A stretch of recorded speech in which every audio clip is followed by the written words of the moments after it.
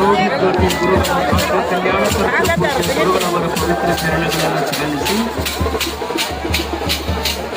ಇಡೀ ಭಾರತವೇ ಹೆಮ್ಮೆ ಪಡುವಂತಹ ಐತಿಹಾಸಿಕ ಜ್ಞಾನ ಕುಂಭಮೇಳ ನಡೆದಿರುವಂತಹ ಕೊಪ್ಪಳದ ಗವಿಸಿದ್ದೇಶನ ಪವಿತ್ರ ಸನ್ನಿಧಾನದ ರೂವಾರಿಗಳಾಗಿರುವಂತಹ ಅಭಿನವ ಗವಿಸಿದ್ದೇಶ್ವರ ಮಹಾಸನ್ನಿಧಿಯವರ ಪವಿತ್ರ ಚರಣಗಳಲ್ಲಿ ಪ್ರಣಾಮಗಳನ್ನು ಆಚರಿಸಿ ದೂರದ ತುಮಕೂರದಿಂದ ಆಗಮಿಸಿ ನಿಮ್ಮೆಲ್ಲರಿಗೆ ದರ್ಶನಾಶೀರ್ವಾದವನ್ನು ದಯಪಾಲಿಸಿದಂತಹ ಸಿದ್ಧಗಂಗೆಯ ಪೂಜ್ಯರ ಪವಿತ್ರ ಸನ್ನಿಧಾನದಲ್ಲಿ ಪ್ರಣಾಮಗಳನ್ನು ಆಚರಿಸಿ ಶಿವಸ್ವರೂಪಿಗಳಿಗೆ ತಮ್ಮೆಲ್ಲರಿಗೂ ಶರಣಾರ್ಥಿಗಳು.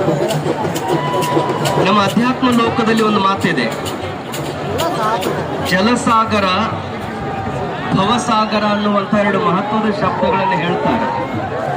ಜಲಸಾಗರವನ್ನು ದಾಟುವುದು ಬಹಳ ಕಷ್ಟ, ಭವಸಾಗರವನ್ನು ದಾಟುವುದು ಇನ್ನೂ ಕಷ್ಟ. ಯಾಕೆ 84 ಲಕ್ಷ ಯೋನಿಗಳನ್ನು ದಾಟಿ ಮನುಷ್ಯ ಮುಕ್ತನಾಗಬೇಕಾಗ್ತದೆ. ಆ ಎರಡೂ ಒಂದು ಕ್ಷಣ ನಾವು ದಾಟಬಹುದು.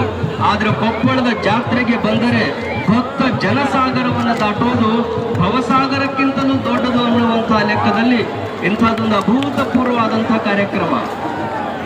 ಎಲ್ಲ ಭಕ್ತ ಬಂಧುಗಳು ಗಮನದಲ್ಲಿರಿಸಿಕೊಳ್ಳಬೇಕಾಗಿರುವಂತಹದ್ದು ಏನು ಅಂದರೆ, ಈ ನಾಡಿನಲ್ಲಿ ಬಹಳಷ್ಟು ಹೆಂಡತಿಗಾಗಿ ಕಣ್ಣೀರು ಹಾಕಿದವರಿದ್ದಾರೆ, ಮಕ್ಕಳ ಸಲುವಾಗಿ ಕಣ್ಣೀರು ಹಾಕಿದವರಿದ್ದಾರೆ, ಮನೆ ಸಿಗಲಿಲ್ಲ ಅಂತ ಕಣ್ಣೀರು ಹಾಕಿದವರಿದ್ದಾರೆ, ಅಧಿಕಾರ ಸಿಗಲಿಲ್ಲ ಅಂತ ಕಣ್ಣೀರು ಹಾಕಿದವರಿದ್ದಾರೆ.